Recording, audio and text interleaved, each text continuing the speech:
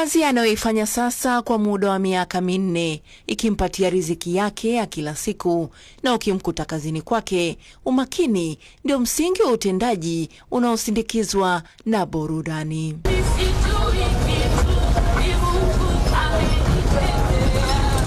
Wazazi walimtaka asome ili aje kuwa mshonaji wa mavazi, lakini yeye akakacha na hivyo kukimbia Moshi ili kuja Dar es Salaam kuitimiza ndoto yake ya udereva. Mimi nimesha darasa la 7, sijasoma sana. Nilipomaliza darasa la 7, familia yangu walinifundisha ufundi wa cherehani. Lakini kwa sababu nilikuwa sio mapenzi yangu, nilitoka mkoani nikaja huko. Kwa huko nilipokuja huko nilikuja kwa ndugu yangu. Naye kwa na duka lake anafanya biashara, lakini tuliposhindana tu kifamilia nikaamua kujitegemea mwenyewe, nikaanza kufanya biashara za mantilio. Ukienda unafanya kazi, jioni unalipo, unarudi.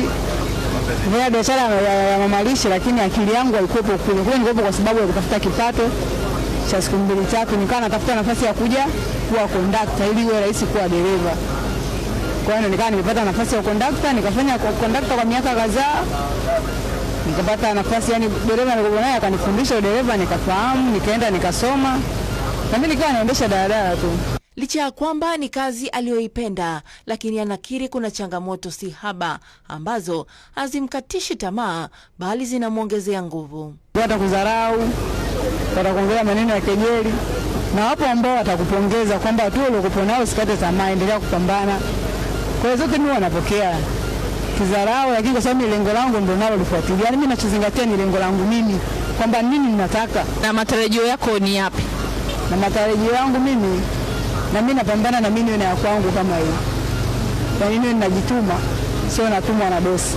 Mpaka sasa mafanikio katika kazi hii yamekufikisha wapi, na una familia, watoto, mmolewa? Na mtoto mmoja na namsomesha, yuko darasa la 7. Na familia yangu, wazazi, ndugu zangu pia wananitegemea kwa kiasi fulani, kwa sababu kwetu maisha sio mazuri. Ni 2,000-3,000 za kula wanapata. Na mimi mwenyewe katika kazi hii kupambana, nashukuru Mungu nimejenga na kaa kwangu. Msaidizi wake kwenye shughuli zake za kila siku, ambaye ni kondakta wake, anaeleza Joyce ni mtu wa kipekee. Kondakta mimi sasa ni mwaka 3.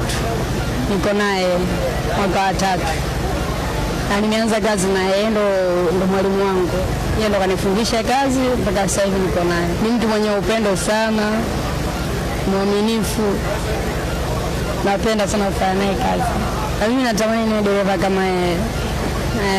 Ni katika eneo la Tandika Temeke hapa jijini Dar es Salaam, eneo ambalo Joyce anaanzia safari zake kuelekea Kigogo sokoni, maeneo ya Pugu, wilaya ya Ilala.